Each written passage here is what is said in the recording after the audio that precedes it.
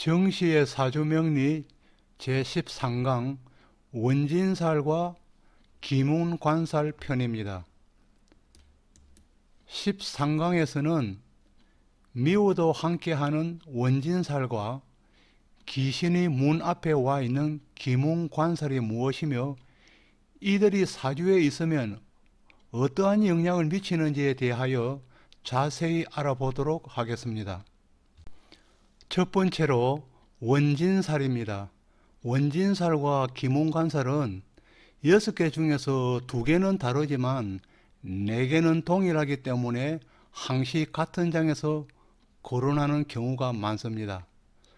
원진살은 단어 그대로 원망할 원에 성낼 진으로 원망하고 성내다입니다. 원망의 시작은 처음에는 예정의 관계에 있었기 때문이겠죠. 살다가 예정이 원망으로 변한 것입니다.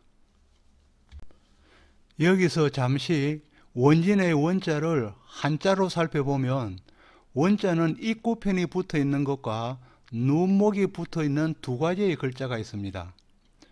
눈을 부라리면서 원망하는 관계가 아닌 그냥 입구, 입으로만 말하는 것으로 분노함이 없는 그냥 그대로 편안히 원망하는 관계를 말합니다. 보면 싸우고 안 보면 보고 싶은 예정 어린 관계라는 것입니다. 원진살이 있는 사람은 광대뼈가 나오고 색을 탐한다고 하나 반드시 원진살의 특징은 아닌 것 같습니다. 여기서 참고로 고란살 일주가 원진살이 있으면 아마도 그 원망의 정도가 좀 깊어질 수는 있습니다. 혼자서 적적함을 달래다보면 원망의 화살이 날카로워질 수도 있기 때문이겠지요. 그럼 어떤 관계가 원진살의 관계인지 얽힌 설들을 하나씩 살펴보기로 하겠습니다. 처음에 진해 원진살입니다. 진해 원진살은 용과 돼지가 서로 못생긴 코를 상대의 탓으로 돌려서 서로 미워하는 것입니다. 인유 원진살은 닭이 새벽을 알리면서 울면 호랑이는 배가 고파도 이제는 산으로 돌아가야 합니다.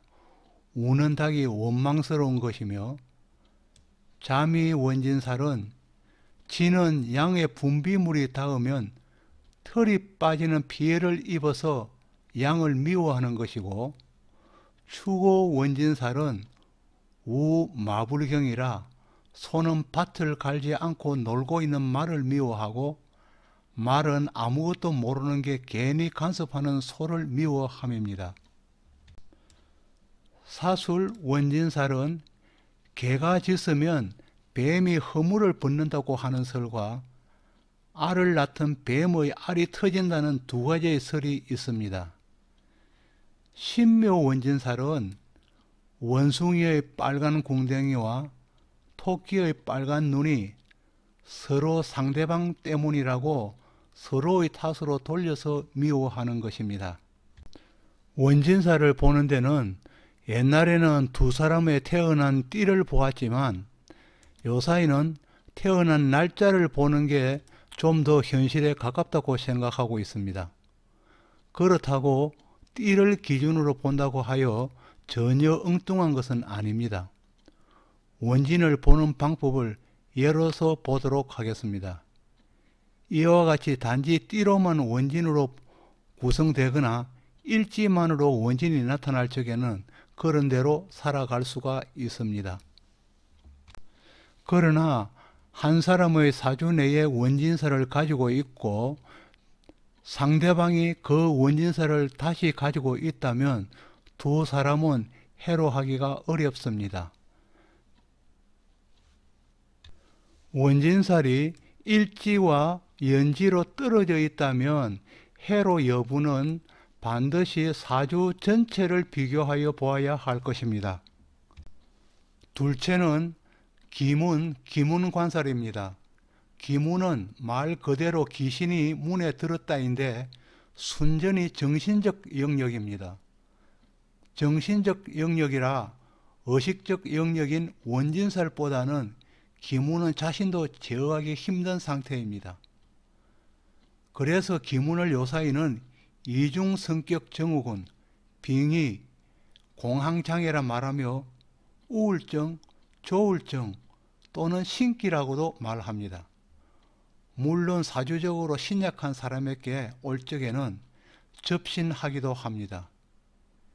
기문 관살이 좋은 쪽으로 작용이 되면 남과 다른 생각을 가지고 있어서 훌륭한 업적을 남기는 경우도 많습니다.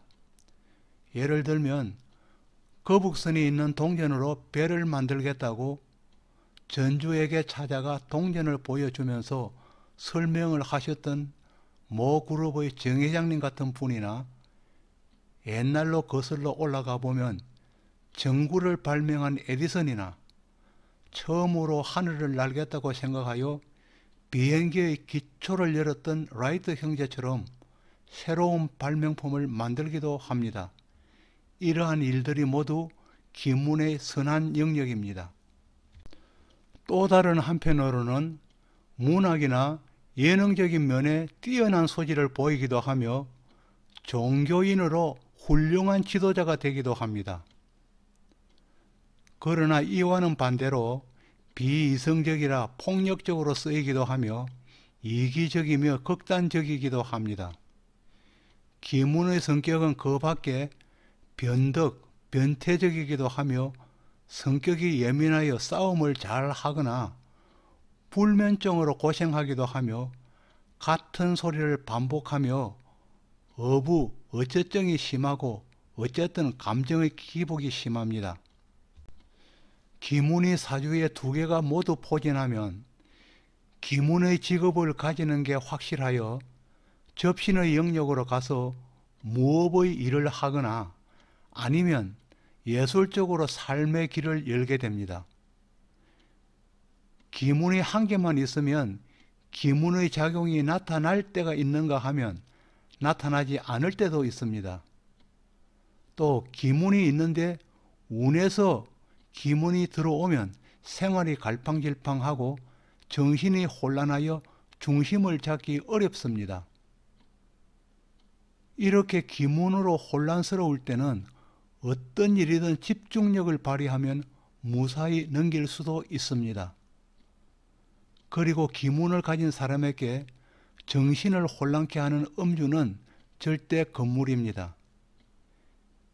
기문이 있는 사람은 종교적으로 성화시키거나 명리를 공부하는 것도 자기를 알고 기문을 해소시킬 수 있는 한 가지의 방법이 될 수 있습니다.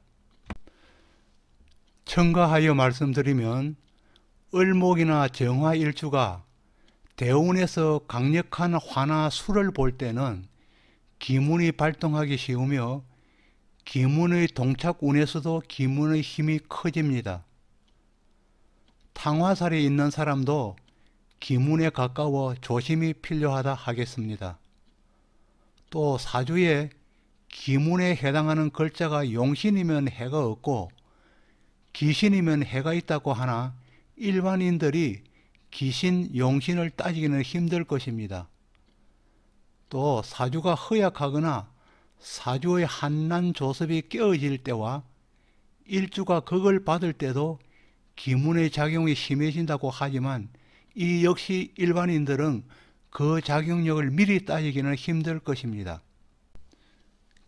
기문 관살의 종류는 자유, 추고, 진해, 미인, 술사, 신묘인데 지지에 붙어 있으면 작용력이 큰 편이며 떨어져 있어도 붙어 있는 것만 못하지만 상당한 작용력을 가집니다. 또 운에서 기문의 글자가 올 때도 기문의 작용력이 발생합니다. 다음에는 설로서 전해 내려오는 기문의 생성 원인과 그 작용력을 표로서 설명드리고자 합니다. 기문관살 중에서 첫 번째 자유기문은 악이나 동자기, 선여기에서 발생되었다고 하며 아이 같은 응석을 부리거나 주기적으로 생떼를 쓰거나 공주병, 왕자병으로 나타나기도 합니다. 추고기문은 객사나 흉사의 기에서 오는 것이기에 억울함을 호소하거나 과격하거나 폭력적이기 쉽습니다. 약물에 노출 가능성도 높으며 음독, 분신의 위험성도 있습니다. 주로 남자에게 작용됩니다. 진의 기문은 처녀기, 산모기에서 오는 것으로 맺힌 원한이 있어 까다롭고 앙칼지기도 합니다. 한편으로는 사나웠고 대인기피증도 보이며 결백증이 있습니다. 남편 자식밖에 모른다는 특징도 있습니다. 미인 기문은 노령기라고도 합니다. 어른인 척하며 넋을 놓을 경우가 많습니다. 눈동자가 풀린다는 것이 특징입니다. 점잖은 척도 하며 예스노가 불분명합니다. 가만히 있다 갑자기 사고를 내기도 하고 남자에게 주로 작용합니다. 다음은 술사기문, 사술기문입니다. 이를 도사기문이라고 하기도 하고 무자기문이라 하기도 합니다. 성격은 능구렁이를 닮았습니다. 음흉합니다. 도사 흉내를 잘 냅니다. 자기 주장만 있습니다. 고집도 강합니다. 사람을 여러 가지로 시험해 보는 습관이 있습니다. 갑자기 돌변하는 성격입니다. 다음은 마지막으로 신묘기문에 대해서 말씀드리겠습니다. 신묘기문은 장군기에서 왔다고 하기도 하며 도화살기에서 왔다고 하기도 합니다. 도화살기에서 발생한 만큼 잘난 척하기도 하고 자기 과신에 빠지기도 합니다. 매사에 급함이 있습니다. 모든 일에 적극적인 반응을 합니다. 허세나 허풍도 있습니다. 자기만이 옳고 상대를 무시하는 경향이 있습니다. 이로써 기문간살의 발생별 특징을 말씀드렸습니다. 원진살과 기문관살에 대하여 궁금한 점이 계시면 댓글로 남겨주시면 친절히 답해 드리겠습니다. 감사합니다.